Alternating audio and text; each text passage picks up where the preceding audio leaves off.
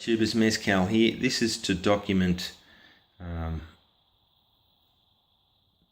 assembly of this strange little cell here.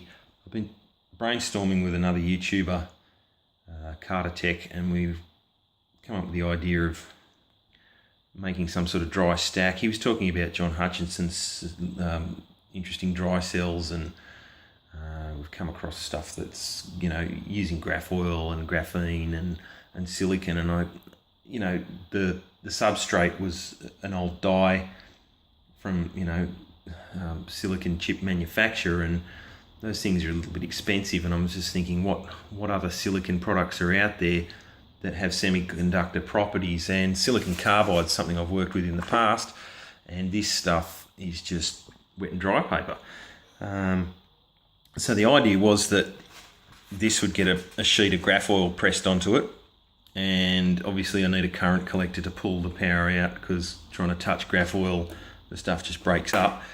So little pieces of aluminium foil that go up and around like the shape of like a 5G antenna.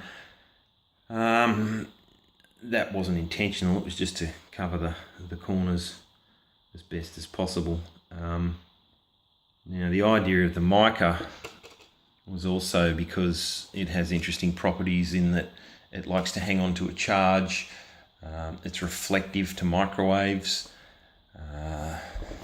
This is from a microwave. I'll just show you where that is in a microwave oven. Here's a waveguide on the other end of the waveguide. The waveguide's just a box, an empty box, a metal box that reflects the microwaves back and forwards. This being partially reflective to microwaves. They come out of the magnetron, bounce back and forwards inside that cavity. It's actually bent, it's a horn shape, and the bouncing back and forwards works like a laser.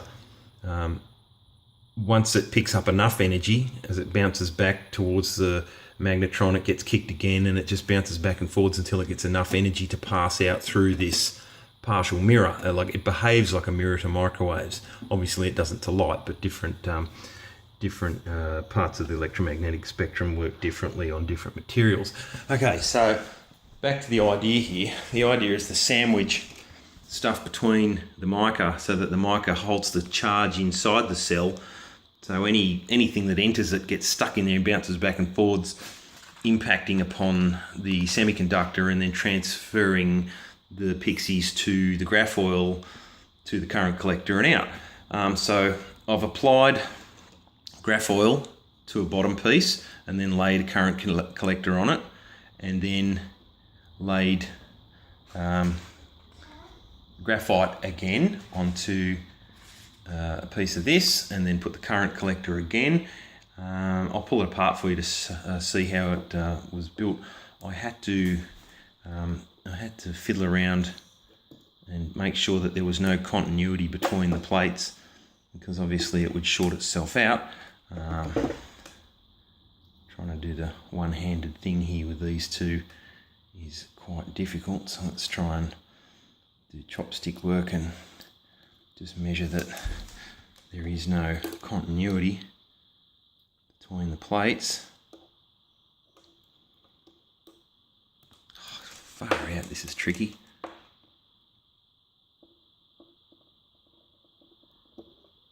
Okay, there you go, no continuity.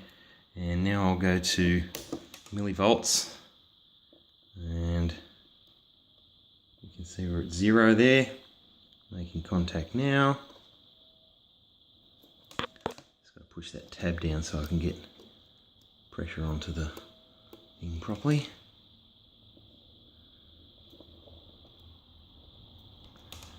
Come on, chopstick hands.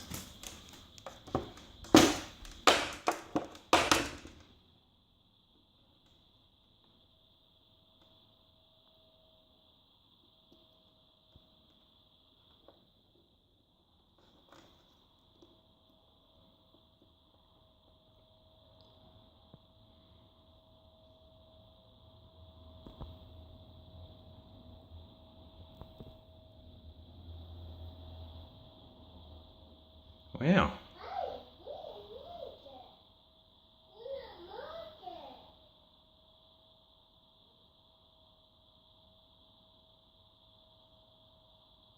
So we're only millivolts, but something's happening. So yeah, all right, let's pull it apart, show you the stack.